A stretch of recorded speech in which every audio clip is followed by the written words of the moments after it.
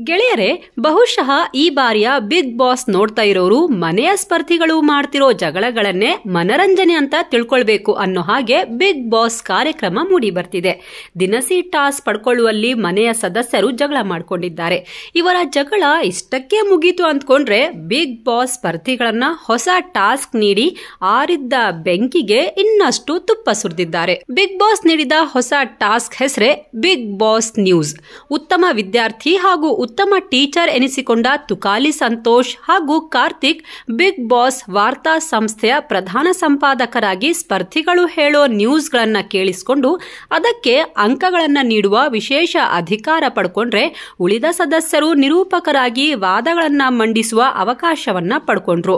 ನಮ್ರತಾ ಅವರು ಪ್ರತಾಪ್ ಇತ್ತೀಚೆಗೆ ಬದಲಾಗಿದ್ದಾರೆ ಅಂತ ವಾದ ಮಾಡಿದ್ರೆ, ವರ್ತೂರು ಸಂತೋಷ್ ತಮ್ಮ ಹಾಗೂ ತುಕಾಲಿ ಮಧ್ಯದ ಸ್ನೇಹದ ಬಗ್ಗೆ ನ್ಯೂಸ್ ನೀಡಿದ್ರು. ಇನ್ನು ಸಂಗೀತ ಅವರು ಕಾರ್ತಿಕ್ ಹಾಗೂ ತಮ್ಮ ಫ್ರೆಂಡ್ಶಿಪ್ ಹಾಳಾಗೋದಕ್ಕೆ ಏನ್ ಕಾರಣವಾಯ್ತು ಅಂತ ಪ್ರಶ್ನೆ ಮಾಡಿದ್ರು.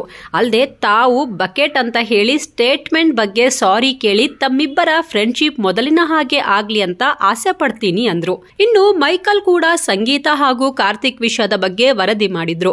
ಸಂಗೀತ ಇಲ್ಲದಿದ್ರೆ ಕಾರ್ತಿಕ್ ಝೀರೋ ಅನ್ನೋ ವಿಷಯವನ್ನೇ ಇವರು ಮತ್ತೆ ಪ್ರಸ್ತಾಪ ಮಾಡಿದ್ರು. ಹಾಗೆ ತನಿಷಾ ಅವರು ಕೂಡ ಸಂಗೀತ ಹೇಳಿದ ಬಕೆಟ್ ವಿಷಯದ ಬಗ್ಗೆ ಮಾತನಾಡಿದ್ರು.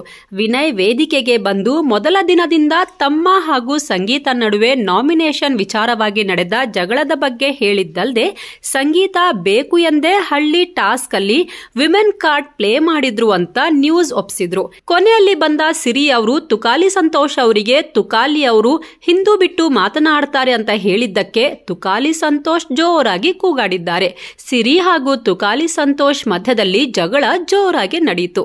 ಒಟ್ಟಾರೆಯಾಗಿ ಬಿಗ್ ಬಾಸ್ ಬ್ರೇಕಿಂಗ್ ನ್ಯೂಸ್ ಅಲ್ಲಿ ಅತಿ ಹೆಚ್ಚು ಚರ್ಚೆ ಆಗಿದ್ದು ಸಂಗೀತ ಅವರ ವಿಷಯ ಅನ್ನೋದು ಸ್ಪಷ್ಟವಾಗಿ ಕಾಣಿಸ್ತಿದೆ.